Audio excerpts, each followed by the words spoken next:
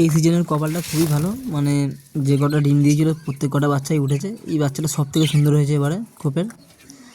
এই যেখানে কিছু ছোট ছোট মানে প্রত্যেক কটা খোপেতেই মানে প্রত্যেক কটা হাঁড়িতেই খুবই ভালো বাচ্চা উঠেছে, একটা নষ্ট হয়নি আর কি। আর সব মানে প্রায় 20টা থেকে 25টা হাঁড়িতে সব প্রত্যেক কটা ডিম দিয়েছে, প্রত্যেক কটাতে বাচ্চা উঠে যায় এবারে। এক একটা হাঁড়িতে 6টা করেও ডিম দিয়েছে।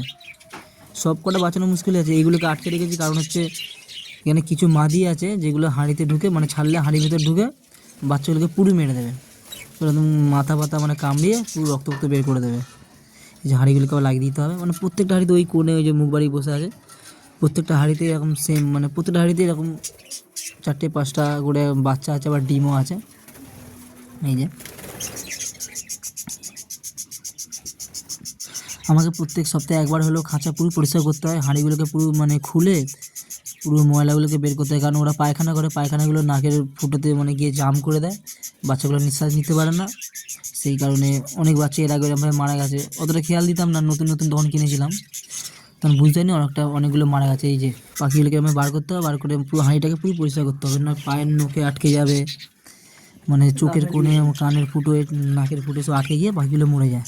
এখন তো বড় হয়ে গেছে, এগুলো খুব ভালো বাচ্চা উঠেছে এবারে। বলছি তো এবারে একটা বাচ্চাও মানে নষ্ট হয়নি, খালি ওই খাঁচায় যেগুলো আটকানো আছে সেগুলোকে ছেড়ে দিলে এই বাচ্চাগুলোকে মেরে দিই, ওরা মেরে দেয়। ওগুলো হচ্ছে লাল চোখের পাখি।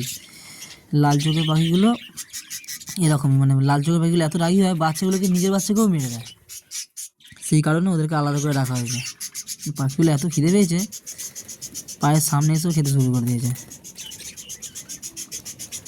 বাচ্চা পাখি একদম, এগুলো প্রত্যেকটাতে এগুলো খুব সুন্দর উঠেছে বাচ্চাটা, খুব সুন্দর পাখি, এটা খুব সুন্দর হয়েছে, একদম মিষ্টি লাগে দেখতে। এই যে ক্যামেরা করছি তা সরছে না। এই যে মানে প্রত্যেকটা হাঁড়িতে বলছি তো, প্রত্যেকটা হাঁড়িতেই মানে বাচ্চাগুলো ফুটে যাবে, অনেক বড় বড় হয়ে গেছে।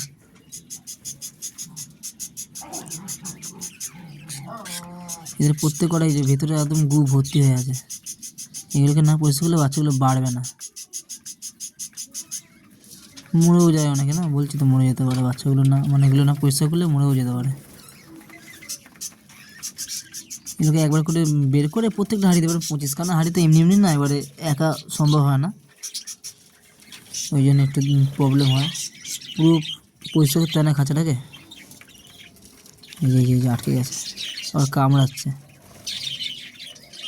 এই যে পায়ের নখেগুলো, এগুলোকে ঠিক করতে হয়।